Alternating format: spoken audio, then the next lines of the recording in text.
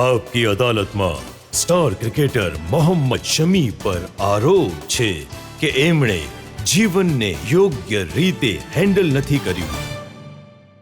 શમી, તમે ભારતની ક્રિકેટની શાન છો. કરોડો લોકો તમને પ્રેમ કરે છે. તમે હમણાં જોઈ શકો છો તમારા કેટલા દીવાના છે લોકો. પણ પોતાના કરિયરની પીક પર 2018માં તમે કોચ રવિ શાસ્ત્રી પાસે ગયા અને તમે કહ્યું કે હું ક્રિકેટ છોડવા માંગુ છું. બેંગ્લોર NCIની વાત છે. એ સમયે 2015ની ઇન્જરી થઈ હતી, તો એનો થોડો અપ એન્ડ ડાઉન ઇસ્યુ ચાલી રહ્યો હતો. મારી સામે સિચ્યુએશન હતી કે હું 2 કિલોમીટર નહીં ભાગી શકતો હતો. આ વોર્મઅપ થઈ જતું હતું, આમાં સ્વેલિંગ થઈ જતી હતી. ટર્નિંગને મારે ડૉક્ટરે ના પાડી હતી, તમે વધારે ટર્નિંગ નહીં કર્યો, કેમ કે જેમ યોમાં થાય છે, ફિટનેસ ટેસ્ટમાં જઈને તમે આવી જાઓ. એ ના પાડી રહ્યા હતા અને હું 2 કિલોમીટર દોડ્યો અને મને સ્વેલિંગ આવી ગઈ. અફઘાનિસ્તાનની ટેસ્ટ હતી કદાચ બેંગ્લોરમાં. તો મેં કહ્યું કે યાર આ શું લાઈફ છે યાર. તમારી ક્રિકેટમાં હું ઇન્જર્ડ થાઉં છું, તમારા ડૉક્ટર્સની સામે હું ટ્રીટમેન્ટ કરી રહ્યો છું. તમે મને કહો બોલ નાખવાનો છે, તમારે કેટલા નખાવા છે મારી પાસે બોલ? જે પણ હોય, હવે આ ટેસ્ટ મારા નીને અકોર્ડિંગ નથી જઈ રહી. તો એક દિવસ પહેલાં મેં ના પાડી દીધી, નહીં હું ડૉક્ટરે ના પાડી છે, આ યોયો હું નહીં કરી શકું, તમે મને બીજો કોઈ ટેસ્ટ આપી દો. તો બોલ્યા યાર હમણાં તો આ યોયોનો જે ઓપ્શન છે તો એ કરવું પડશે. તો મેં કહ્યું યાર એનાથી સારું છે કે ક્રિકેટ છોડી દઉં હું. તો મેં એને ગુસ્સામાં કહ્યું હતું. તો મેચ થઈ, પછી મેચ પછી ફરીથી બંને આવ્યા, પહેલાં તરુણ સર અને પછી એ કે ગુસ્સો નહીં કરવાનો, મને ખબર છે કે તું કેટલો પ્રેમ કરે છે ક્રિકેટને. મેં કહ્યું ત્યારે જ તો હું કહી રહ્યો છું કે તમારે સમજવું જોઈએ કે બધા એક પેજ પર નહીં આવી શકે, અથવા જેની સિચ્યુએશન આવી હોય એનો બીજો કોઈ ટેસ્ટ લો. તો કહ્યું તું ગુસ્સો શાંત કર, તું આ વાળી ટેસ્ટ મેચ નહીં રમ, તું તારી ફિટનેસને ઇમ્પ્રૂવ કર અને પછી હું તારી સાથે વાત કરીશ. તો આ એ રીતની વાત થઈ હતી. એક બીજો સમય આવ્યો હતો જ્યારે ફેમિલીમાં પ્રોબ્લેમ્સ થયા હતા. તમારી વાઈફે જાત જાતના આરોપો લગાવ્યા, તમારી ઉપર ડોમેસ્ટિક વાયલન્સનો કેસ કર્યો, 498નો કેસ કર્યો, પોલીસમાં જવું પડ્યું. એ સમયે પણ દિલ તૂટ્યું હતું? દુઃખ તો બધાને થાય છે, બટ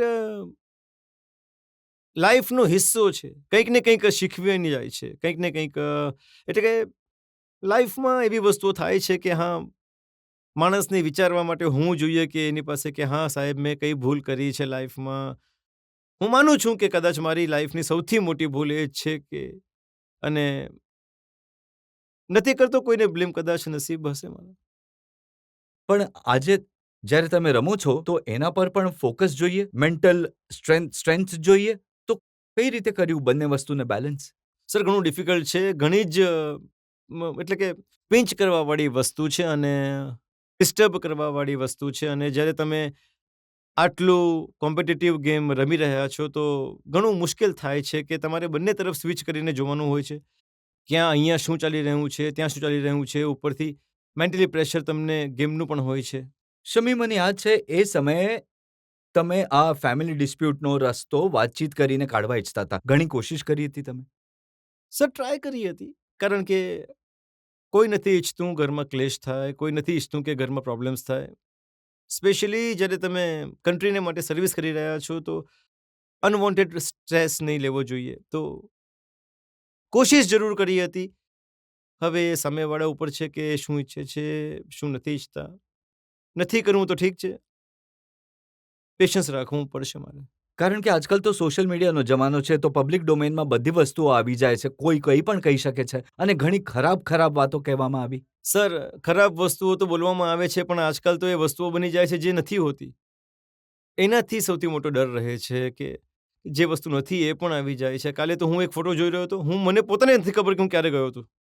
તો આવી વસ્તુઓ ઘણી આવી જાય છે જ્યાં સુધી મારા ઉપર આરોપો તો લાગેલા જ છે. મને લાગી રહ્યું છે કે ગયા 6-7 વર્ષોમાં તો કદાચ એટલા ટેરરિસ્ટ અટેક પણ નહીં થયા હોય જેટલા મારા પર આરોપો લાગ્યા છે.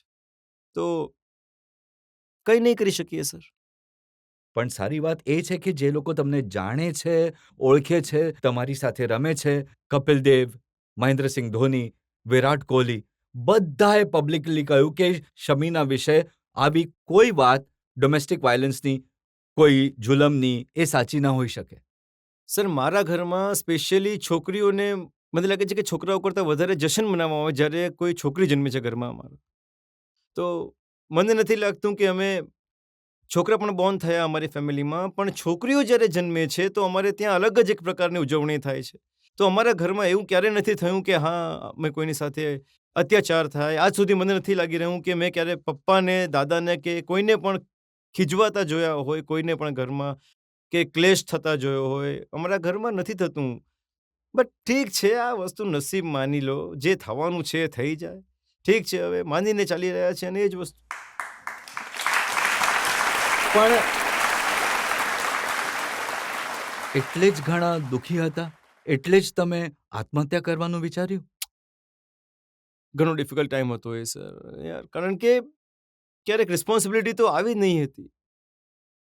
કારણ કે જ્યારે પપ્પા જીવતા હતા ત્યારે અમને ત્રણેય ભાઈઓને કંઈ ખબર જ નહોતી. ઇવન કઈ બેંકમાં અકાઉન્ટ છે એ પણ ખબર નહોતી.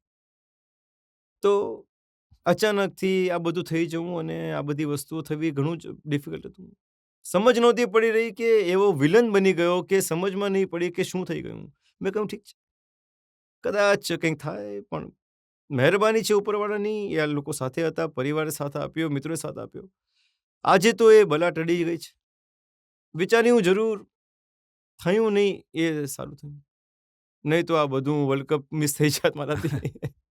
ફેમિલી ઠીક અને છે. મિત્રો તો કહે છે કે અમે જેટલું શમીને જાણીએ છીએ કે એ જે વિચારે છે એ કરીને બતાવે છે, એટલે ઘણો ડર હતો. એ તો છે કે જો મને જીદ ચઢી તો હું પીછો નથી છોડતો એ વસ્તુનો. મારે કરવું જ છે. હું ગેમ માટે, ગેમને લઈને પણ એવો જ છું કે જો મને લાગ્યું કે મને કરવું છે તો મારે કરવું છે. કારણ કે હું એવો જિદ્દી ટાઈપનો છું, બટ હાર્મ નથી પહોંચાડતો. આ હંમેશાથી હું કરું છું કોશિશ કે જો મને ગુસ્સો પણ છે ક્યારેક, તો હું તો એકલામાં જતો રહું છું.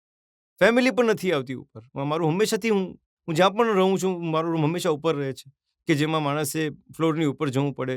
તો બધા સમજી જાય છે કે જ્યારે હું ઉપર છું તો મતલબ હવે ઉપર નથી જવાનું. તો પ્રાઇવસી પણ મળે છે, શાંતિ પણ મળે છે, પોતાની પણ ઘણી બધી વસ્તુઓ હોય છે. તો હું કોશિશ કરું છું ફેમિલીની સાથે હું હંમેશા ટાઈમ સ્પેન્ડ કરું. હવે પપ્પા તો છે નહીં, મમ્મીને સાથે લઈને ચાલું છું. આ બધું તો આ જે નેગેટિવ સિચ્યુએશન હતી એને પોઝિટિવ કેવી રીતે બનાવી? બધું આ લોકોએ બનાવ્યું છે ભાઈ. કારણ કે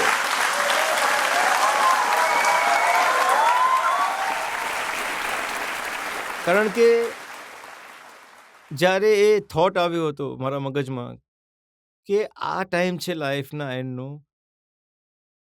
તો એ થોટ પણ આવ્યો હતો કે જે વસ્તુએ આટલું નામ આપ્યું, જે વસ્તુ માટે મીડિયા આટલું પાછળ પડ્યું છે, એને છોડીને આ જમ્પના ચક્કરમાં એ થોટ, એ પ્રેમ, એ વસ્તુઓ યાદ આવી. વિચાર્યું ચાલો આને છોડો યાર, ગેમમાં લાગી જઈએ પાછા. કારણ કે મેં એ બધી વાતોની સ્ટડી કરી છે, એક પેટર્ન જોઈ છે. જ્યારે તમે સક્સેસફુલ થવા લાગતા હતા, જ્યારે સારું પરફોર્મન્સ કરવા લાગતા હતા, એ જ સમયે ફેસબુક પર કે ટ્વિટર પર કોઈ એવી વાત કહેવામાં આવતી કે જે ઘણી ડંખે એવી હા, હોય. મળે છે મજનું. કંઈ વાંધો નહીં. થાય છે હંમેશા મારી સાથે, હંમેશા. તો હવે તો આદત થઈ ગઈ છે યાર. હવે કહે છે ને લોકો કે બિહેવિયર મારું અલગ થઈ ગયું છે, પણ આદત થઈ ગઈ છે કે જ્યારે કોઈ મોટી ઇવેન્ટ હશે, જ્યારે સારું પરફોર્મન્સ થઈ રહ્યું છે, તો પછી કે કોઈ સારી વસ્તુ કરવા જઈશ તો ત્યાં પિન પોઈન્ટ થવું જરૂરી છે. તો હું હવે એને માટે પ્રિપેર રહું છું કે હા, આ મેન્ટેલિટી સેટ થઈ ચૂકી છે મારા અગેન્સ્ટ કે હા આ વસ્તુ ક્રિએટ કરવાની છે. તો આઈ ડોન્ટ કેર કે શું કરશો તમે. મારે મારા ફોકસ પર જ ફોકસ કરવાનું છે. મારું જે એમ છે એ મારે જ રાખવાનું છે. તો કંઈ નહીં, જે ઇન્ડિયન લો કરશે એને માટે હું તૈયાર છું. કેમ કે 2023ની જે પરફોર્મન્સની તમે વાત કરી રહ્યા હતા કે જે રીતનો બોલ તમે ઈચ્છતા હતા એવો બોલ પડતો હતો, જેટલી વિકેટ ઈચ્છતા એટલી વિકેટ મળતી હતી અને આખી દુનિયા જોઈ રહી હતી મોહમ્મદ શામીને. મને લાગે છે એ પીક હતું એક રીતે એડમિરેશનનું, પ્રેમનું, ઇજ્જતનું, આદરનું. એ સમયે તમારી વાઈફે સોશિયલ મીડિયા પર લખ્યું કે હું ક્રિકેટ પસંદ નથી કરતી, શમીની દીકરી ક્રિકેટ પસંદ નથી કરતી, તો આ વાતો હર્ટ તો કરે છે. આ બધું કહેવાથી દુનિયા નથી બદલાઈ જતી. તમે સોશિયલ મીડિયા પર પણ તમે જોયું હશે, બાળકી જ્યાં સુધી ક્રિકેટ પસંદ કરે છે, બાળકી જ્યારે 7-8 મહિનાની હતી ત્યારથી ટીવી જુએ છે, એ ક્રિકેટ જુએ છે, એને ખબર છે કે ક્રિકેટ શું વસ્તુ છે. કોઈના કહેવાથી કંઈ બદલાતું નથી, કોઈના કહેવાથી કોઈ વિલન નથી બની જતું. તો હંમેશા હું જે માનું છું, હું તો હંમેશા કોશિશ કરું છું કે જેટલું ફાઇટ કરી શકું કરી લો લાઈફમાં. એક દિવસ આંખો બંધ થઈ જવાની છે, અહીં જ રહી જવાનું છે, જે આપણો સાથ છે. પબ્લિકમાંથી એક બે સવાલ આપણે લઈ શકીએ? તમારા દોસ્ત, તમારા ફેન્સ તમારું વસેલું ઘર ફરીથી જોવા માંગે છે, તો તમારો શું વિચાર છે આના પર? દરેક માણસ લગ્ન કરે છે, ફેમિલી બનાવે છે, પૈસા કમાય છે, બધું એક સેટિસ્ફેક્શન છે માણસનું. હું હંમેશા એવું જ વિચારું છું કે યાર, લોકોને લગ્નનું હોય છે, એ તો મારી થઈ ગઈ છે. બાળકોની હોય છે, બાળક છે મારી પાસે. પૈસાની હોય છે, એ તો આપી જ રહ્યો છે ઉપરવાળો હજી પણ. હવે લાઈફમાં એક જ વસ્તુ હોય છે, હેપીનેસ. એ તમારી ફેમિલી તમને આપી શકે છે. તમને જેણે જન્મ આપ્યો છે, એનાથી વધારે ખુશી અન્ય કોઈ નહીં આપશે.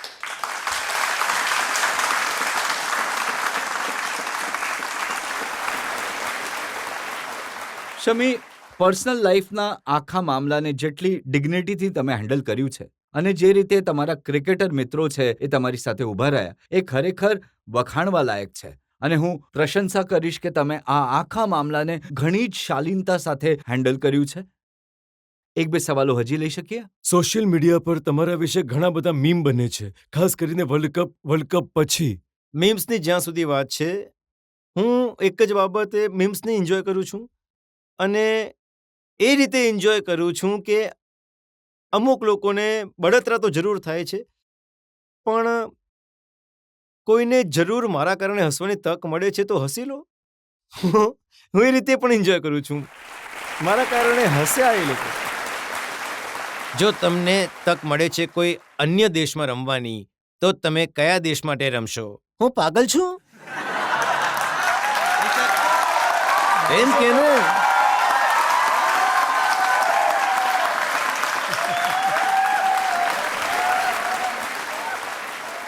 ઇન્ડિયા નંબર 1 ટીમ છે, પરંતુ નંબર 2ની ટીમને જોવા માંગતો તો તમે કઈ ટીમને નંબર 2 આપશો? સર, જેટલો બ્લડમાં પાવર છે એટલું અહીં જ ખતમ કરીને જઈશ, એના પછી ઘરે.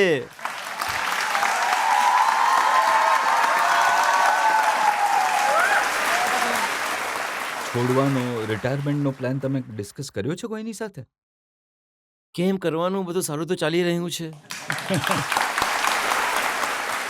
શમી, એક ફાઇનલ સવાલ તમને પૂછવા માંગુ છું. इतना जो मुस्कुरा रहे हो, क्या गम है जिसको छुपा रहे हो?